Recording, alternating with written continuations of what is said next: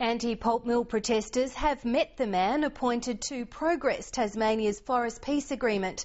It comes as the deadline nears for Bill Kelty to deliver his interim report to the state and federal governments.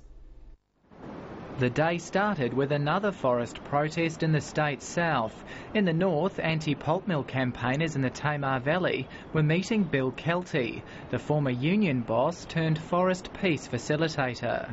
The fighting that we're doing at the moment is both towards saving the high conservation value forests and also stopping the pulp mill from being built.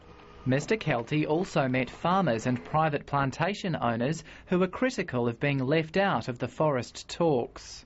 He made it very clear that he understands our issues, he understands where we're coming from, that we do have the right to have a voice and we do have a right to protest. Bill Kelty is hoping to have his interim report finished by Friday at the earliest. The Greens will launch a futile attempt to scuttle Gunn's proposed pulp mill when Parliament resumes by tabling a bill to repeal the Pulp Mill Assessment Act.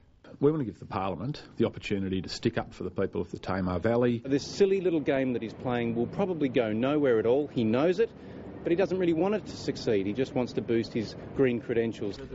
And following a weekend reshuffle, Greens backbenchers will no longer hold shadow portfolios scrutinising their two ministers.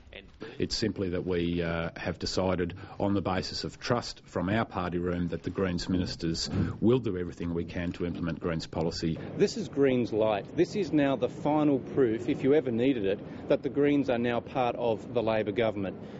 The Premier has voiced concerns about how Tasmania will be affected by the federal government's planned carbon tax. I'll be doing what we can to protect Tasmania and to ensure that we are not treated unfairly because of other states who are not so green. But it'll be the challenges facing Tasmania's budget which will be the focal point of the new Premier's State of the State speech when State Parliament resumes for the year tomorrow. Brad Markham, ABC News.